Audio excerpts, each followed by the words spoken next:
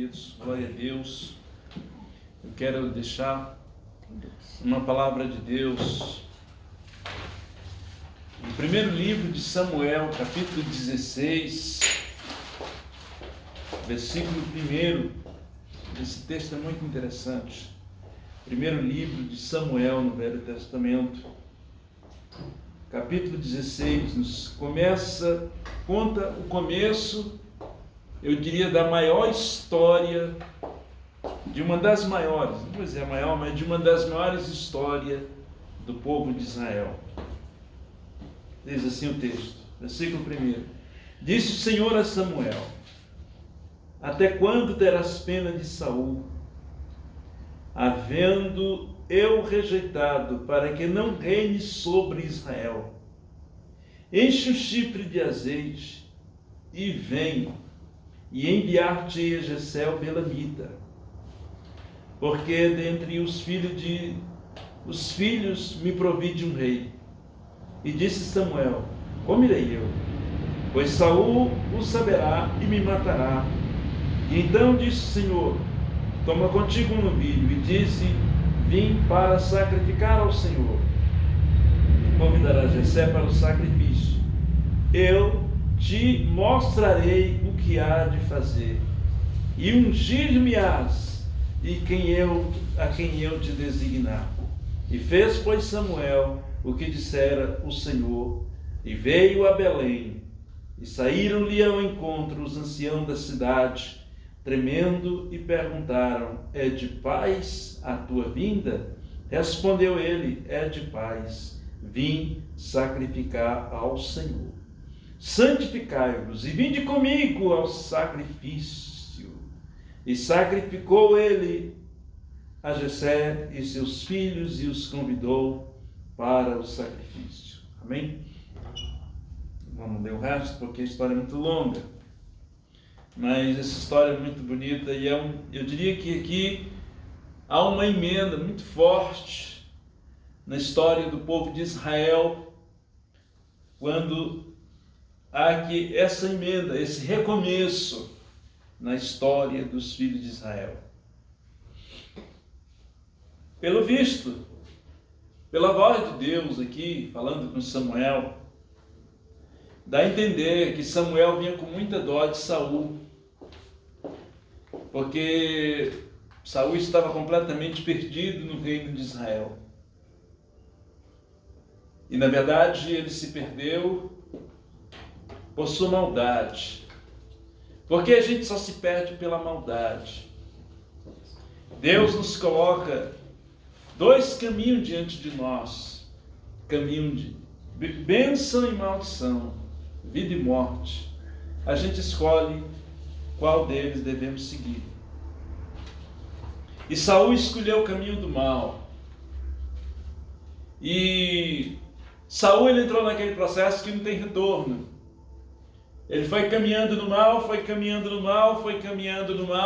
ao ponto que não dava mais retorno, não tinha mais o que fazer. Não havia mais uma cura, eu diria.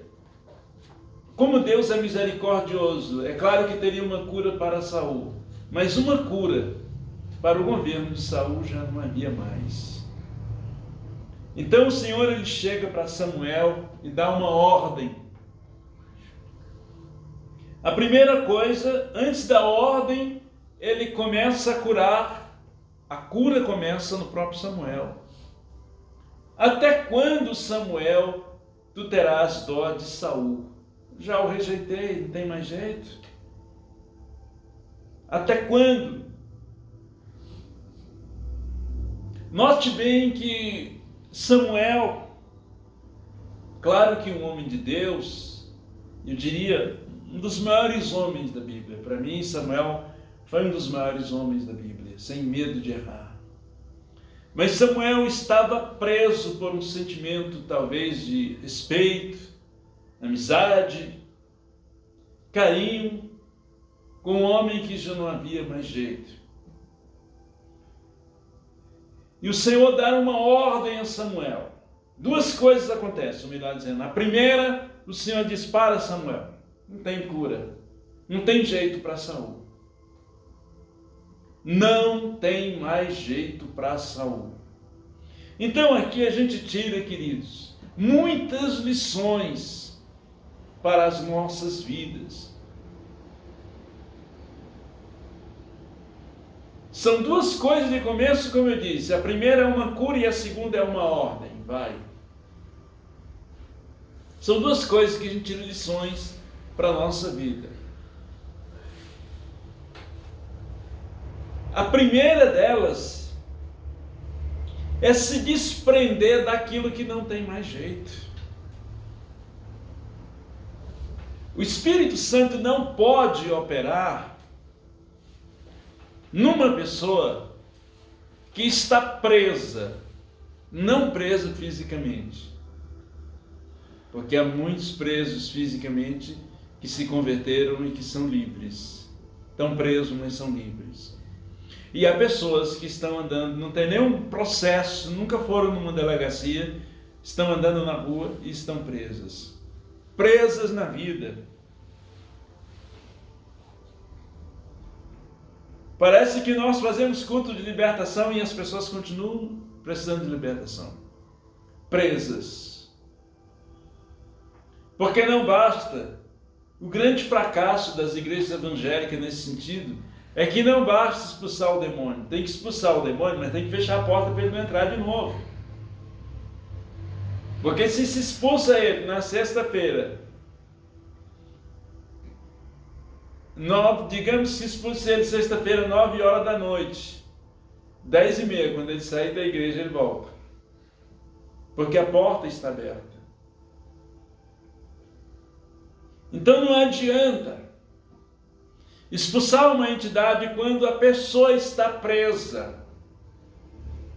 Presa em coisas que aconteceram ou que não aconteceram.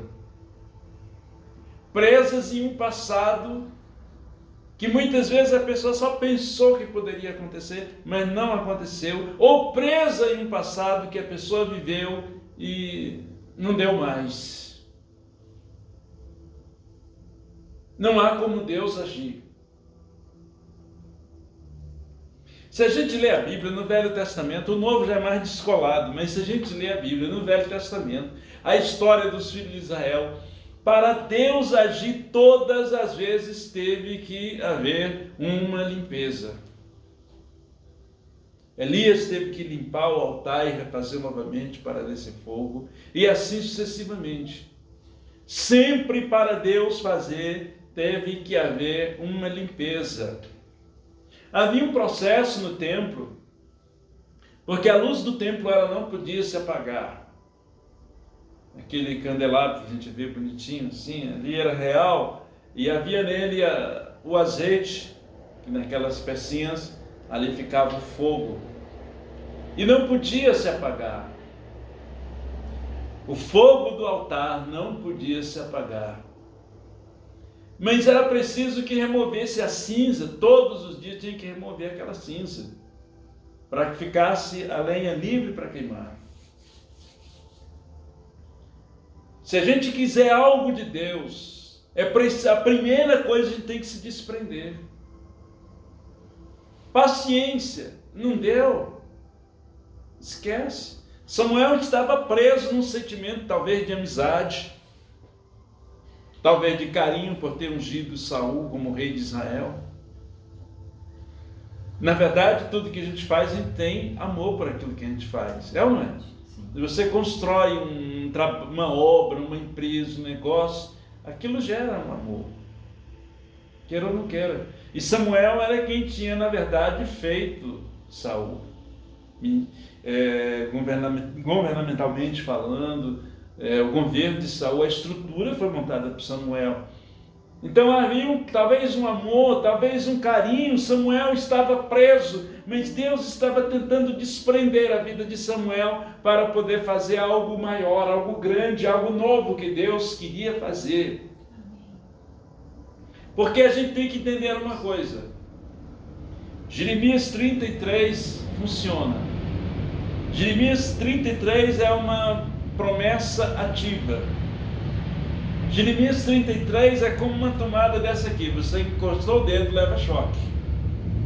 Jeremias 33 está pronto para funcionar. Pensamento de paz. Deus sempre tem algo bom para as nossas vidas. Deus sempre está pensando em algo novo. A visão de Paulo era diferente. As pessoas normalmente, principalmente os pentecostais, quando lê a vida de Paulo, só lê que Paulo apanhou e foi preso. A vida de Paulo foi milhares de vezes mais do que apanhar e ser preso. Paulo ensinou aos cristãos de Roma a andarem em novidade de vida, coisas novas. Por que Paulo ensinou isso? Porque Deus é um Deus que cria coisas novas para o seu povo. O grande problema da humanidade é se acostumar com a mesma coisa de sempre.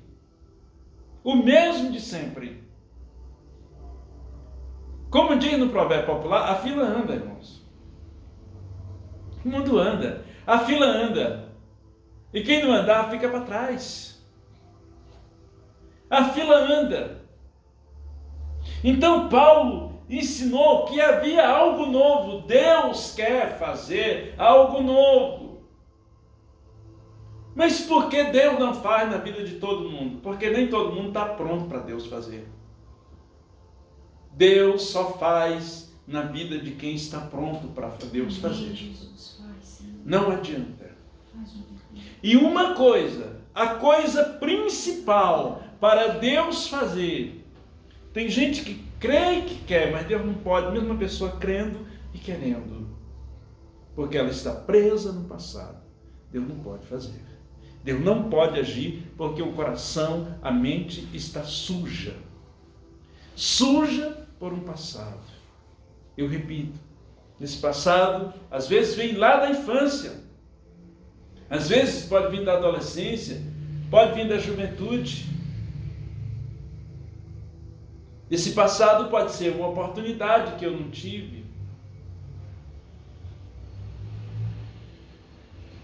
Ou uma oportunidade que eu não soube aproveitar. Uma coisa que eu deixei de fazer. Uma coisa que eu queria e não aconteceu. Uma coisa que eu até lutei e não aconteceu. Ou algo que deu certo por algum tempo, como é o caso de Saul, que deu certo por um tempo e depois não deu mais certo. E a pessoa fica presa. Isso pode ser um relacionamento. Pode ser uma empresa, um trabalho, um negócio, qualquer coisa. Se a gente quer crescer na vida, se desprenda de tudo que já passou. Não adianta ficar chorando nas pitangas. Ah, por que eu não fiz? Por que eu não fiz? Querido, não adianta chorar as pitangas. Você pode ler a história da Bíblia e a história da humanidade e a história de pessoas que cresceram na vida. Chorar as pitangas nunca resolveu nada.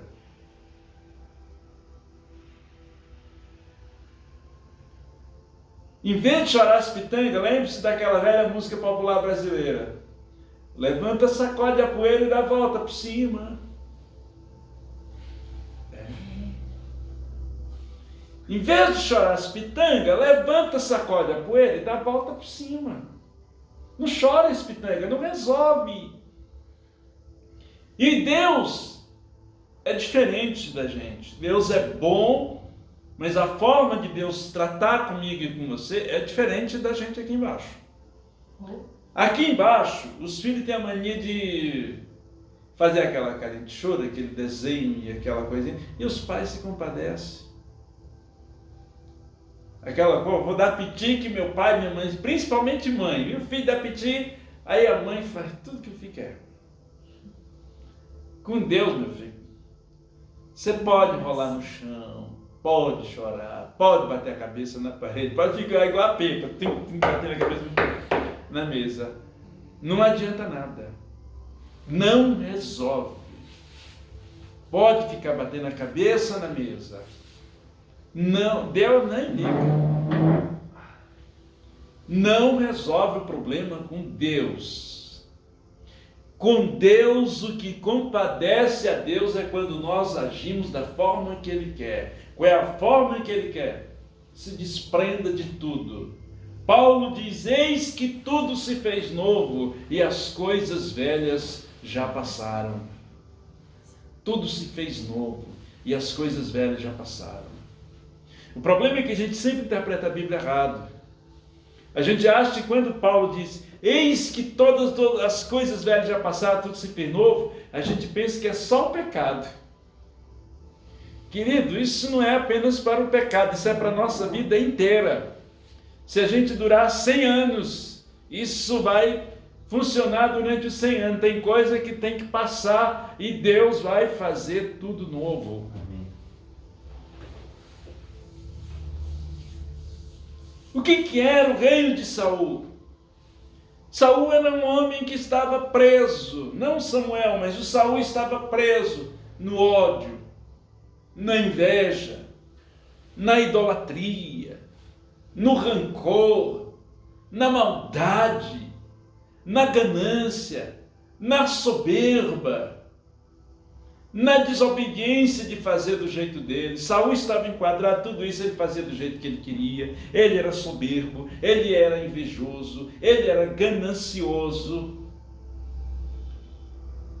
E para piorar, por último, ele se envolve com feitiçaria, se envolve com ocultismo. Esse era o Saul. Deus queria fazer uma coisa nova. Não apenas em Samuel, mas Deus queria fazer uma coisa nova no reino de Israel. Então o Senhor disse: vai para Samuel. Depois que Samuel estava livre, porque Samuel era um camarada muito obediente e ele não tinha problema em se refazer. O grande problema dos humanos é a dificuldade de se refazer novamente. Eu sou assim, eu sou assim. Eu tive um amigo que o pai dele colocou uma empresa lá no começo do século, 1950, na época que o Largo do Aroche era um lugar chique, nobre. Hoje o Largo do Aroche virou boca de lixo. E esse amigo meu quer tirar a empresa, mas o pai dele, que já deve ter uns 100 anos, bateu o pé: não sai. E ele está lá com um boteco que não vai para frente, nem para frente, nem para trás, mas não sai porque o pai botou na cabeça que não é ali, é ali. Não tem condição de se renovar. Esse é o nosso problema, a falta de condição de se refazer dentro, de se refazer por dentro. Então Samuel não tinha esse problema. Samuel imediatamente se refez. E agora, o que Deus pediu? Porque Samuel estava com medo: Saul vai me matar. Porque tudo na vida, querido, tem um preço, não é assim. Não é porque a gente tem Deus que as coisas vão cair, a gente vai ficar deitado na cama e as coisas vão cair lá do alto, igual folhinha de pau quando o vento balança. Não, isso não acontece. Tudo na vida tem dificuldade. Eu vou para cima. Por que tem gente que não vence na vida? Porque começa a fazer as coisas, mas quando vem a dificuldade, não dá não. Está muito difícil. Não vai a lugar nenhum. Deus fala, eu não sei porquê, Deus falou que ia me dar isso, mas está tão difícil. E aí vai e desiste. Não chega a lugar nenhum. Não é porque Deus falou que não vai ser difícil.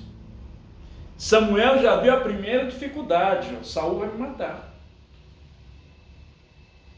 A primeira dificuldade de Samuel era a perda da vida. Tem gente que desiste por uma coisa muito menor. O problema de Samuel, ele é perder a vida. Diz: Senhor, o homem vai me matar. Se souber que eu vou ungir um outro como rei, ele me mata. E o Senhor disse: calma, Samuel, tem jeito. Tem jeito. Então, queridos, Tudo na vida aprenda que tem uma dificuldade. Você quer que Deus mude a sua vida e que Deus renove a sua vida? Deus vai fazer um milagre na tua vida, sim, mas você vai encontrar barreira pela frente. Não vai ser assim, o anjo fazendo, eu estou aqui sentado e o anjo está fazendo, e o anjo está fazendo. Não rola por aí não. Tem um probleminha, viu? Samuel tinha um problema que ele poderia perder a vida. Simplesmente para ungir um novo rei, ele poderia pagar com a vida. E quem não tem medo de morrer, né, irmão? Pelo amor de Deus, não vem com essa, todo mundo tem medo. Samuel, vai me matar. Não, Samuel. Primeira coisa que tu tem que fazer, Samuel, pega um chifre e enche de azeite e depois tu vai. O chifre na época era um utensílio usado para se conduzir azeite. Não tinha, hoje, na época não tinha o que tem hoje, né? Os utensílios bonitos que tem, desde os mais nobres aos mais simples que tem hoje. Você vai, dependendo da loja, você escolhe o preço, mais caro, mais barato. Mas na época não tinha, era chifre. Então, o vaso recipiente mais usado e usado pelos profetas era o chifre. E o Senhor disse: Samuel, enche o teu chifre de azeite e vai até a casa de Jessé o belemita, porque ali há um rei. Olha, se a gente quiser vencer receber o novo de Deus, Deus tem algo novo. Porque qual é o problema? A gente está preso no velho. E o velho, a gente tinha aquela estrutura, não, vou por aqui, por aqui, por aqui, eu tenho esses pauzinhos para me segurar. O novo, você não tem nada. Às vezes nem sabe sequer como vai ser o novo. Às vezes nem sabe mesmo o que fazer, é o novo, vem algo novo do céu. Às vezes a pessoa nem sequer sabe o que fazer. Então ele precisa de uma ferramenta. Que ferramenta é essa? Precisa do azeite. O chifre você já tem, é o coração. Precisa do azeite. É a primeira coisa. Sem o azeite você não vai conseguir. Se Samuel não enche o vaso de azeite, Saul teria matado. A primeira coisa para você não perecer com esse algo novo que Deus quer fazer na tua vida é você tem que se encher o teu coração de azeite, encher a tua vida de azeite. Amém. Senão você não vai vencer, os problemas vão te vencer. Certamente Saul teria matado Samuel. Então, se você quer algo novo de Deus, mas não quer que esses problemas, os empecilhos te devorem, que os empecilhos te vençam, então antes de você ir, encha a tua vida do azeite. O azeite é o Espírito Santo. Você pode ver que tudo isso aqui, a Bíblia inteira é uma conexão, é tudo ligada. Quando Jesus ressuscita, ele aparece por um espaço de 40 dias e conversa com os discípulos, com os apóstolos, discipula eles. E a gente não sabe o que foi conversado, mas a única coisa que a gente sabe o que foi tratado naquelas reuniões que Jesus aparecia a eles todo dia, é que ele disse a mesma coisa que Deus disse para Samuel: não saiam de Jerusalém antes que do alto recebam poder. O que foi que Deus disse para Samuel? Enche o chifre de azeite e vai. O que Jesus está dizendo? Não saiam antes que estejam cheios do poder, mas recebereis o meu Espírito, recebereis o poder do Espírito Santo. Jesus disse: vocês vão receber o poder do Espírito Santo, e aí vocês irão a Samaria, e de Samaria até os confins da terra. Mas primeiro recebereis o poder do Espírito Santo. Primeiro recebereis o poder do Espírito Santo. Isso, alguém diz, mas isso é apenas para pregar o evangelho. Por acaso Samuel foi pregar o evangelho? Não, ele foi ungir um rei. Foi um ato político. Mas o Senhor disse, primeiro encha-se do Espírito Santo. Aleluia. Isso é para qualquer coisa na nossa vida. Porque a gente é diferente do mundo. O mundo consegue as coisas. Qual é a força do mundo? É a falcatrua. O mundo consegue as coisas porque por trás daquilo que ele conseguiu, tem falcatrua. A gente não tem falcatrua, mas tem que ter alguém por trás, não adianta.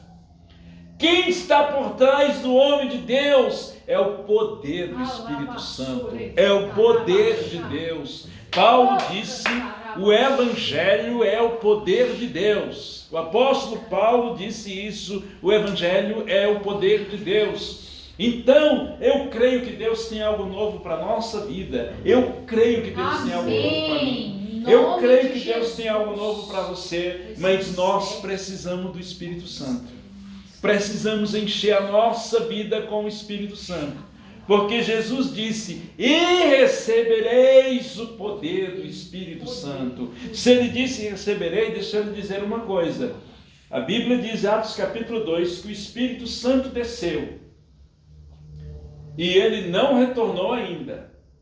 O Espírito Santo só retorna integralmente à glória do céu. É óbvio que ele está no céu, porque o Espírito Santo é Deus, ele é onipresente. Então ele está no céu, mas ele está aqui. Mas ele só retorna ao céu definitivamente quando a igreja for tirada. Enquanto a igreja não for tirada da terra, ele está aqui. Amém. Então nós estamos, você está debaixo dessa promessa, amém. Eu estou debaixo dessa promessa. Jesus disse, recebereis. Ele não disse, talvez vocês recebam. Quem sabe vocês recebam. Ele não disse, olha, talvez se vocês me buscarem, eu tenha misericórdia e dê para vocês. Não, ele disse, recebereis. Veja, a declaração de Jesus foi muito clara, sem rodeio.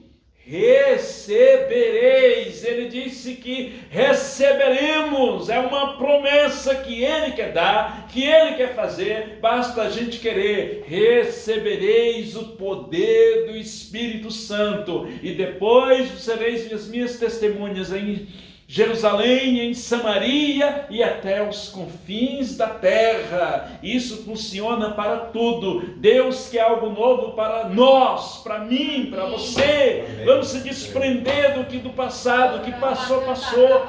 Eis que as coisas velhas já passaram e tudo se fez novo. Para de ficar remoendo, porque não fiz isso, porque não fiz aquilo, porque não fiz aquilo. Deus tem algo novo para você.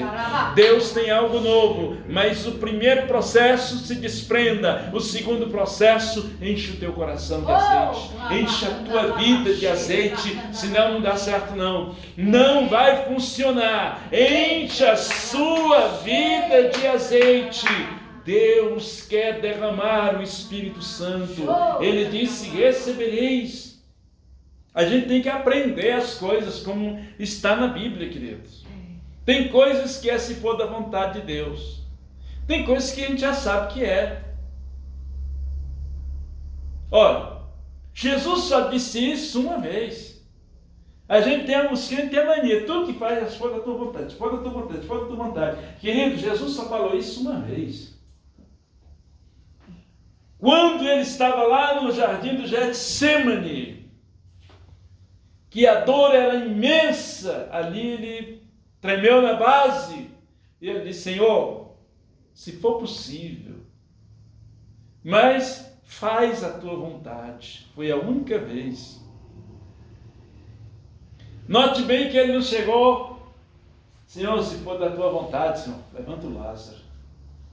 Ele não fez isso. Talvez se ele tivesse feito isso, Lázaro tivesse continuado morto. Ele chegou e disse, Lázaro, sai para fora. Lázaro, sai para fora. Ele não ficou, se pode tua vontade, Lázaro, sai para fora. Ele não chegou para o filho da viúva de Naim, que estava morto, e disse, se for da vontade de Deus, se levante. Não, chegou para a mulher, não chore. Chegou no moço, tocou e levanta. O defunto se levantou. A mesma coisa o Espírito de Deus está dizendo. É da vontade de Deus. Então, recebereis o poder do Espírito Santo. Em nome de Jesus. Paulo não escreveu, se for da vontade de Deus, ele vai fazer tudo novo. Não, Paulo diz, as coisas velhas já passaram e tudo se fez novo. O passado é passado. Deus tem uma coisa nova.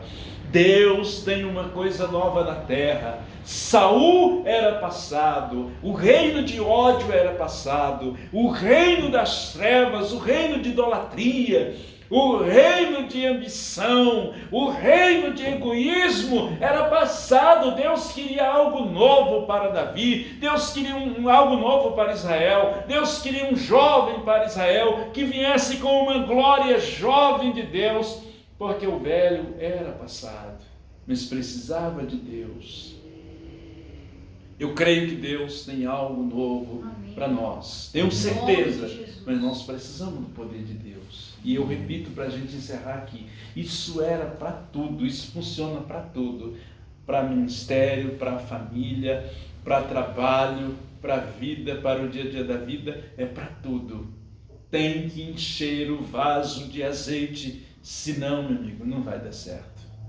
Se a gente não se encher de azeite, me desculpe, mas os problemas vão nos vencer, porque eles não são pequenos. Não são pequenos. Eles vão te vencer. Eles vão nos vencer. Mas quando a gente está cheio do Espírito Santo, o que diz o profeta Isaías? A unção do Espírito Santo despedaça todo jugo. Então nós precisamos do Espírito Santo. Fique de pé e nós vamos buscar agora a presença do Espírito Santo. Glória a Deus.